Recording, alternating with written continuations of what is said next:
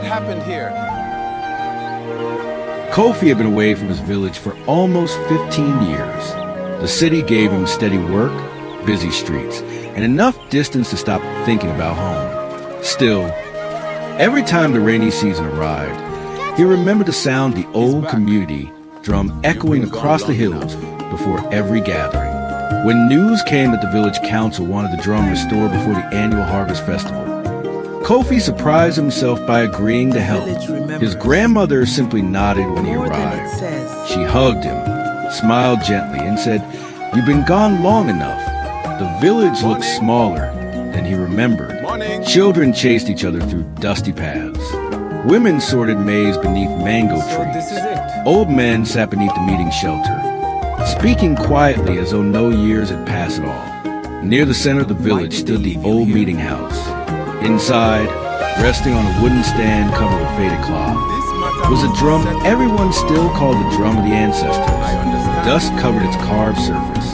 The leather had grown dry with age, but the wood itself remained strong. No one touched it. As a boy, Kofi had always been told that the drum had become forbidden after his father dishonored the village. Nobody explained exactly what had happened. Children learned not to ask questions adults refused to answer. The silence had lasted so long that it almost sounded like truth. His childhood friend, Kojo, helped him remove years of dust from the drum's carved edges. "I never thought you'd come back," Kojo said quietly. "I wasn't sure I would." Kojo looked at the drum before answering. Some things wait longer than people do. The word stayed with Kofi. Over the next several days, they repaired cracked bindings, cleaned old carvings, and searched nearby forests for wood that matched the missing support pieces. Villagers watched from a distance. Some smiled politely, others quickly looked away whenever Kofi mentioned his father. At first, he blamed old traditions. He assumed people simply refused to speak because shame was considered permanent. But small moments began to trouble him. An elderly woman apologized when she accidentally mentioned his father's name. Two council elders stopped talking the moment Kofi approached. His grandmother often opened her mouth to explain something before quietly changing the subject. One evening, Kofi finally asked, "What really happened?" She stared toward the fading light outside her doorway. "It's late," she answered softly. "We'll talk another day." Another day never seemed to arrive.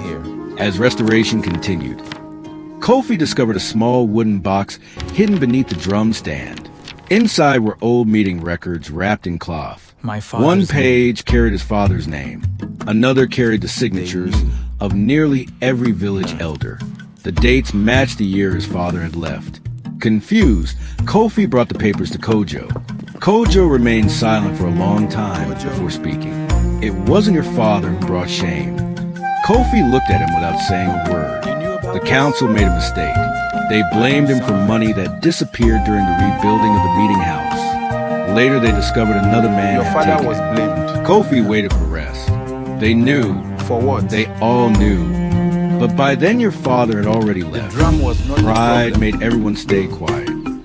Everything Kofi believed about his childhood shifted at once. His father had not abandoned the village because he was guilty. He had left because no one defended him. Kofi hurried home hoping his grandmother could explain what happened after that. Instead, he found neighbors gathered outside her house. She had passed away peacefully while resting that afternoon. The questions Kofi had carried for years remained unanswered after the funeral. The council called a public gathering beneath the old trees. One elder slowly stood before the village. "We protected our reputation instead of protecting the truth." Nobody interrupted. We allowed one family to carry our mistake. The silence that followed felt heavier than confession itself. When the restored drum was finally placed back inside the meeting house, Kofi rested his hand gently against the smooth wood. He did not strike it. Instead, he stepped back.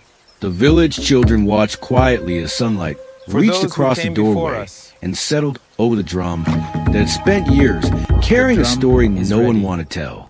Life continued. The harvest festival arrived. People laughed. Families shared food. The drum returned to its place in village life. But every sound it made reminded Kofi that some answers arrive only after people who carried them are gone. He left the village again a few days later. This time he carried no anger, only the quiet understanding that silence can protect people for a season, yet still leave behind losses no apology can repair.